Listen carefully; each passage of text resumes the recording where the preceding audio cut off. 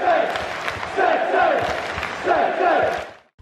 everybody, it's Jack here. Welcome back to another video. I thought I'd preview the Norwich City versus Liverpool game today. It's coming up at Canaries tomorrow evening. If you're watching this on the Friday, of course. If you're watching on Saturday, it's coming up tonight, hopefully, unless Storm Dennis really does hit. It seems like it's just a storm every day at the moment, and not a storm of a good kind. We've already seen a Storm Dennis once this season at Goodison Park. Hopefully, the next Storm Dennis won't mean the cancellation of this fixture, because although I think we're probably going to get beaten, you just never quite know with football, do you? I mean, Liverpool are probably the best team to grace the Premier League in its history. I would have thought they've won 100 points out of a possible 102 in their last X amount of games. What would that be?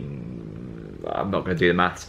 Out of the last 102 points, they've got 100 points, which is just remarkable. They've won the Champions League, they've won the Club World Cup, they're definitely going to win the Premier League this season. They've got a very good chance in this year's Champions League. The run they are on is extraordinary, and it doesn't look like it's going to stop anytime soon. But as a Norwich fan, we have to try and find reasons to think we could possibly get something out of this. And of course, we played Liverpool on the first game of this season. This is the reverse fixture of the opening day of the season.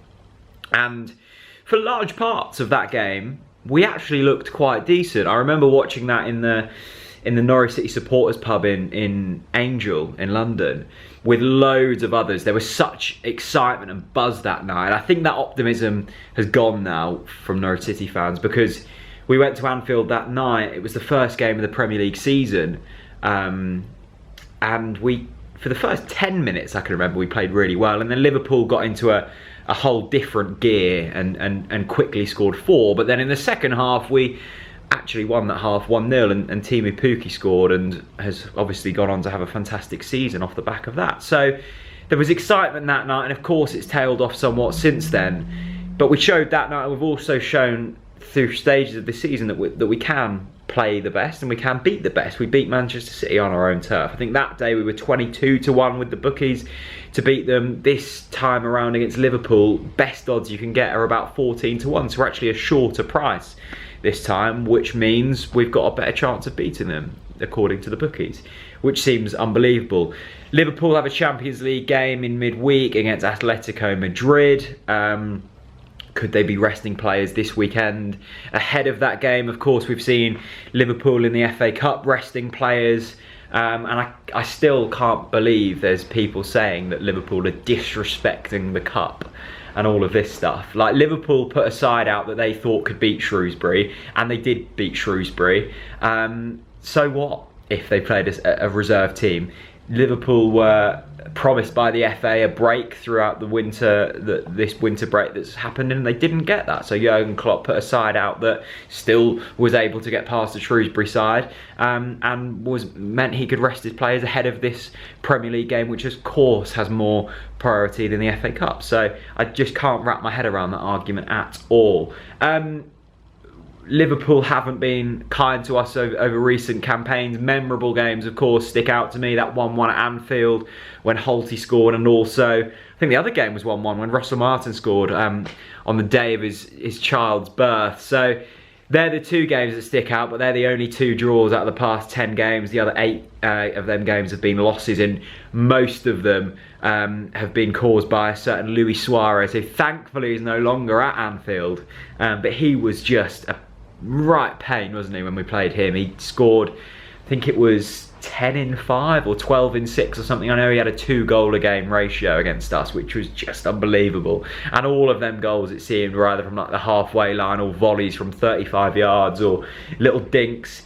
He was a remarkable player. Not everyone's cup of tea. I don't think many people's cup of tea, but still a genuinely astonishing player when he got going. In terms of our team, I mean, it's been kind of difficult to criticise us in recent weeks. We beat Bournemouth, we should have beaten Newcastle. We had an expected goals tally that day of 3. Make of expected goals how you want, but we should have beaten them that day. And there's been a lot of times this season when if we would have taken our chances, we should have been winning games, and unfortunately it seems it's a little too late now to turn this around. Teams above us are starting to win football matches, and well, there's no teams below us starting to win football matches. So yeah, it's annoying. I spoke to Liam and Ian Wilkerson from the Racing Post. I present a show on the Racing Post every week, the Football Postcast. This is what they had to say about this fixture.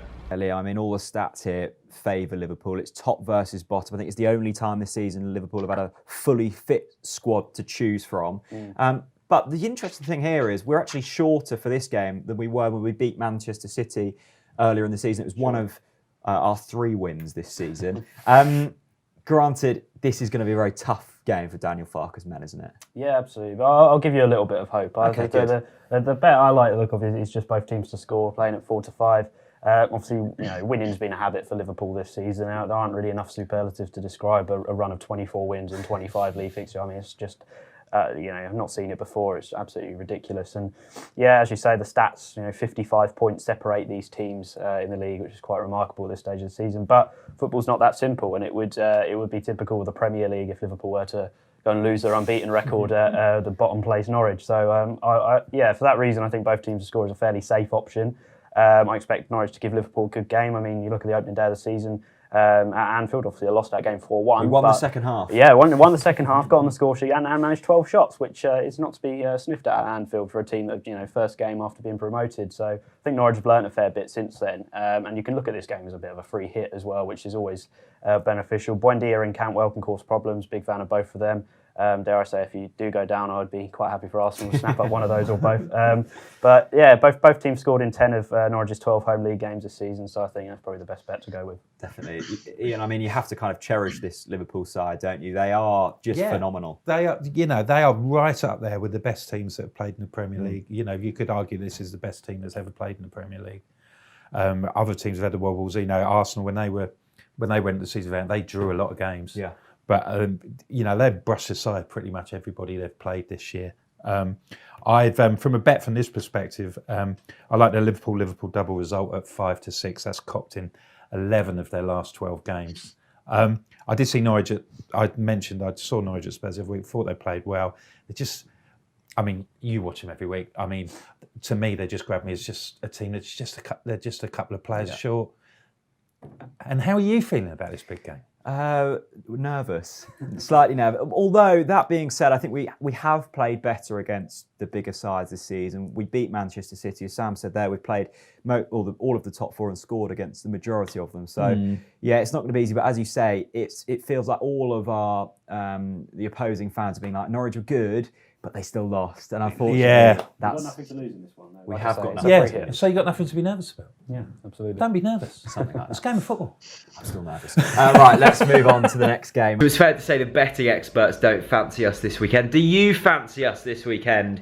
If you do, let me know down in the comment section below. In terms of the team, I don't want to see too many changes. Would love to see Emi Buendia back in there. I believe Ben Godfrey is able for selection after his suspension for the straight red against Bournemouth 4 weeks ago, something like that. So he'd come back in for me. Hanley would remain in there, so I think Godfrey would come back in for Zimmerman.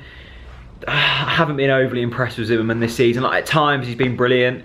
At times he just has looked slightly below Premier League level. So yeah, I think it would be Godfrey and Hanley for me.